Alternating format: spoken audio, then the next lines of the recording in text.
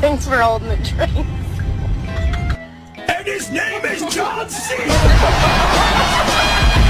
I will be brave. I will not let anything take. Ah, they